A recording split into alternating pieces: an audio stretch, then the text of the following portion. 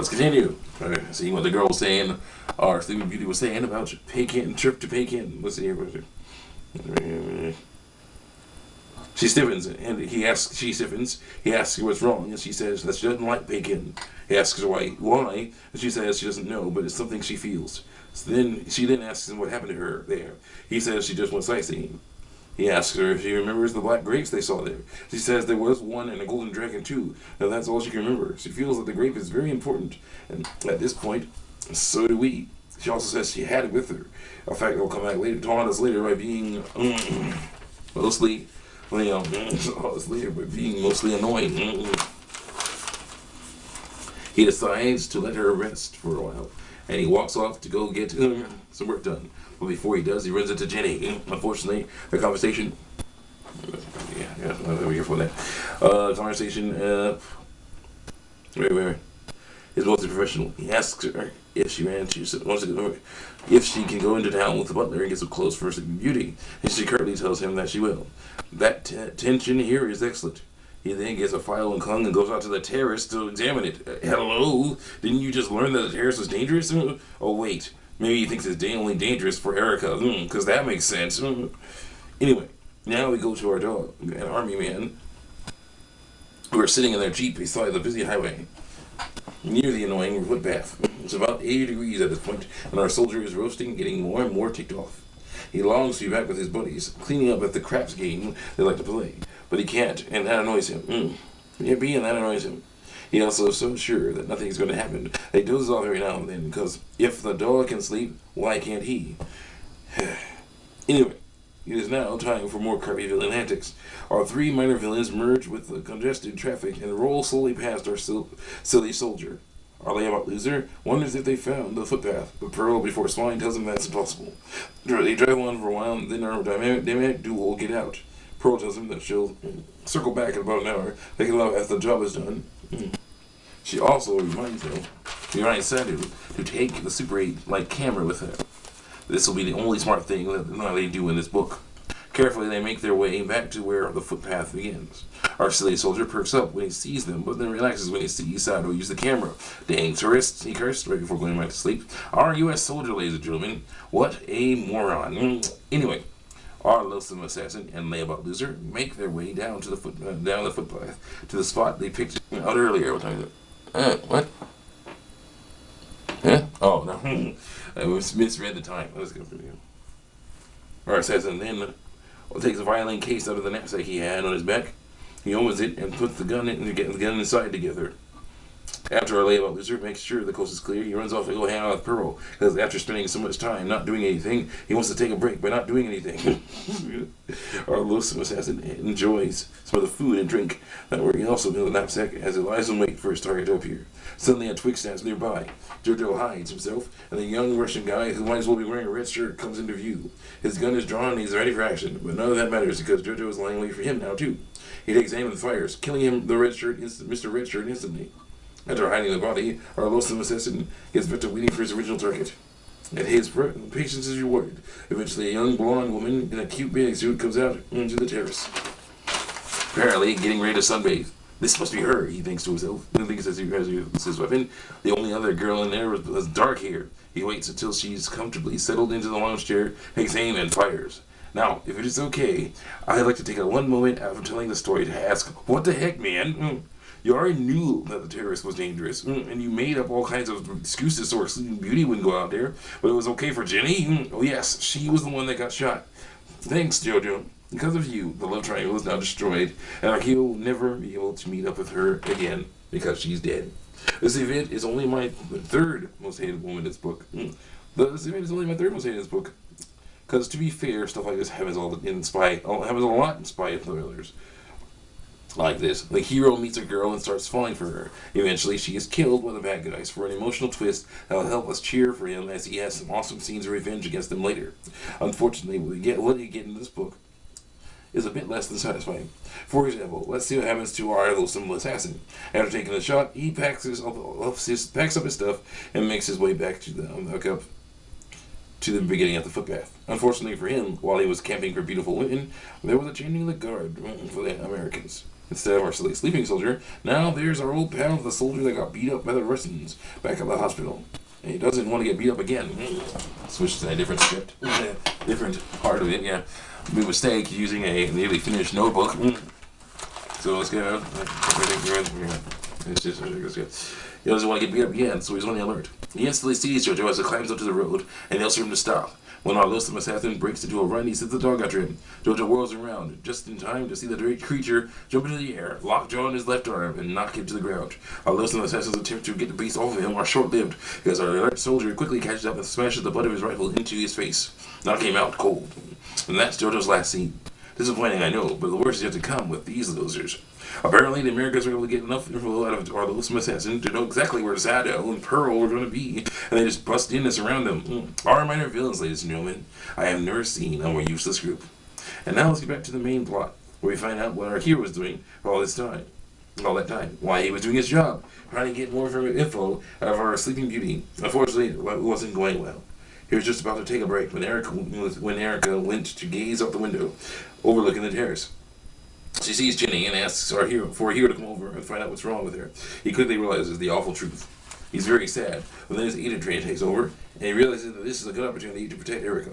He'll call the authorities and tell them that she was killed, and then disguise her as Jenny, complete with dark hair wig, and then he'll try to find a safe house that's safer than this one. And it works. The bad guys leave him alone, and he's able to find a condo that belongs to a friend of his who also deals in fine jewelry. That'll become important later. So now we're going from an awesome relationship filled with real emotions to an annoying relationship filled with deceit. Nice. Oh, but they're not done yet, folks. The next day, our hero says good morning to his darling. And she says, "You can stop with all that darling stuff. I can remember more now, and I know that you're not my husband." Dun dun dun. Our hero, smooth operator that he is, decides to wine and dine her in an effort to get her to get to know each other better. And it sort of works. By dinner, he tells her that he's with the CIA and that all they want is for her, is from info from her about our Sleeping Beauty. About Kung. Our Sleeping Beauty tells him that she doesn't know anything, not anything that will help them with this case. He then asks about the black grape stuff, and she says, "Oh yeah, that was the black pearl that was sitting on top of the golden dragon he had in his collection. I got it as severance pay when I left him." Now, black pearls are very valuable, and our money-obsessed hero quickly realizes that even if the mission was a bust, he can still make out with a good bit of dough. So our flawed hero and our less than angelic beauty begin to haggle over the annoying thing. "Girl, you know I have a friend who can get you a good few million for that thing if you just give it to me." "Millions? Ha! This thing is worth billions. And who says I need you to sell it for me? Anyway, there's a dozen people who will pay me way more than what you're offering." "That's where you're wrong. You said you got the pearl as severance pay. In other words, you stole it. If you try to sell it on the open market, no one will buy it. Furthermore, it will alert Kung and other interested parties that you're still alive. And without me to protect you, things will get very bad for you indeed." After realizing thinking things through, she realizes that he's right and accepts his offer. Now this is out of the way, it's time to talk about pleasure. Our Sleeping Beauty says that she wants to continue the process of getting to know each other better, and our hero says, "Okay, really, dude? Your girl did just die.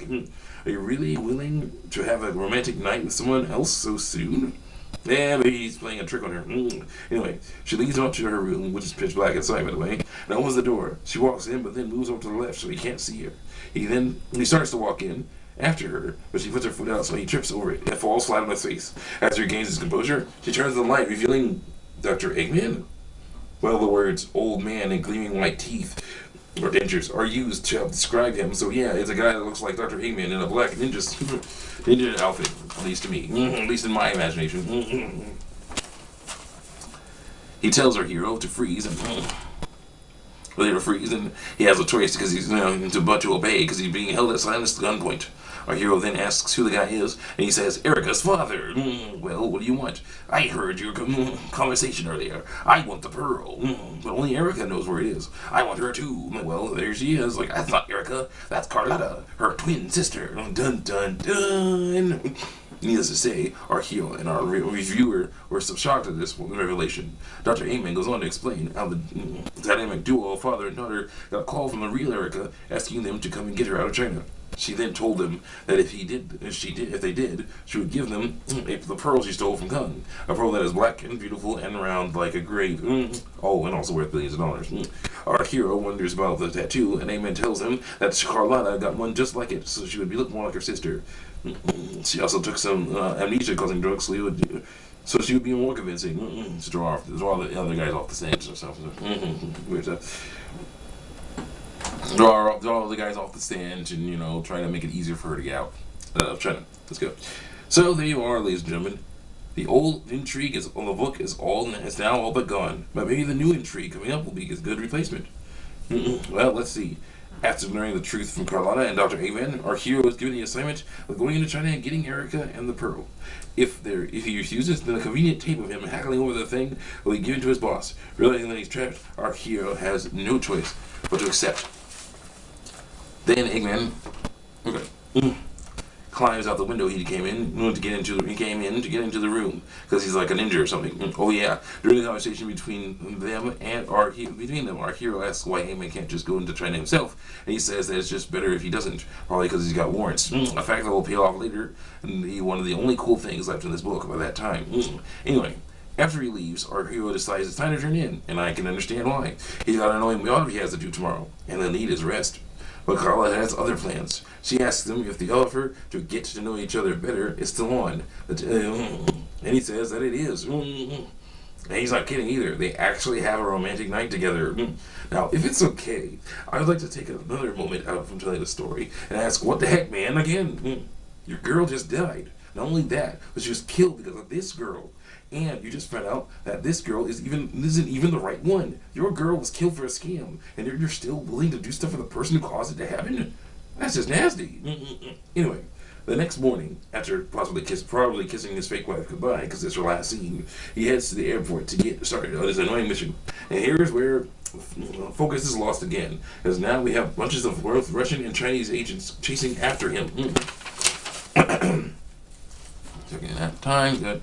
Once his plane lands and he begins looking for his Chinese contact, the narration continually tells us things like, "Oh, he saw this guy follow him, but not that one," and that there are multitude of Russian and Chinese guys pretending to read newspapers nearby. Eventually, he finds a contact, a small motel owner who looks like Tung Fu Ru from the old Fatal Fury games. He asks him if he knows where Erica is, and the old man takes him to a Chinese girl named Tan Toy. Yes, thanks for that, dude. Yeah, thanks for that, dude. It's just what we need after the awesomely cute girl death. Anyway, she drives him into the mountains and drops him off in front of a secluded building. He goes inside and meets this ninja dude. When our hero tells him why he's there, our ninja dude is relieved. He says he's glad that someone has finally come to take the girl he loves to safety. He then gives our hero one of his long knives he owns so he can protect himself. Just in case the villain overload can catch up to them. Then they begin their journey down the other side of the mountain to where the docks are. Sorry, just like frogs in throat and stuff. It's not cool. And well, no, we got time. Suddenly, someone runs out of the bushes and tackles our hero. I'm just gonna say he's a ninja because it's easier to imagine. Our hero can't use his knife, but does get a hand free enough to punch the enemy ninja onto the jaw. This knocks him out. Our good ninja then finishes him off with his knife. They quickly get back to a track, when they're more on guard just in case more bad guys come. Unfortunately, none do. Now, this may be a strange thing to say, but this is supposed to be a spy thriller. And do you expect me to believe that after all the talk about multiple Russian and Chinese guys following him, only one is able to catch up? Yeah. Anyway, they get over to the docks and they find a Chinese boat with no sails. Well, it's called a junk. But, as I say, they found a junk. Yeah, it's a Chinese boat. Better, because it is a Chinese boat. Called a junk. Let's go. They said it was a junk. They just said, yeah, this junk docked on the thing. I'm like, what? Yeah, let's go. Chinese boat with no sails. They are allowed to get on board and go down the stairs, and then we finally get to meet the real Erica Olsen, and she looks just like her sister, except maybe more freaked out. Oh yeah, also they're Olsen twins. Yeah, good one. Let's go. Okay, where are we? Our hero tells her who he is and why he's come, and then he asks where the pearl is. Real Erica tells him that she doesn't have it. Dun dun dun. And she's not kidding either. She goes on to tell him that she couldn't even get near it because the Kung kept it under guard day and night. At this point, you can almost see on the image of a moneybag spreading wings and flying away inside her hero's mind. He asks her why she would make up such a tall tale, and her answer is simple. Like, my father and sister are two of the most selfish people I've ever met. She got that right. I knew they would never do anything for me unless money was involved, so that's why I told them I'd had it. Our hero seems to understand. Real Erica then says that since he's here anyway, he might as well get her out of China. She sweetens the deal by telling him that she actually does have info on the weapons Kung is working on. This is awesome news for me as a reader of this book, because that means our hero can get back to business and stop worrying about all this nonsense, this money nonsense. Our hero accepts the offer, and they run up the stairs to go join their ninja boy, who decided to stand guard on the deck. Moments later, they're forced to go back down the stairs because they're being held at gunpoint by Malik. Dun dun dun. Our hulking Jillian look-alike then basically says, Miss Olsen, whatever he told you, do not believe him. He cannot protect you. He cannot protect this other girl that was under his watch.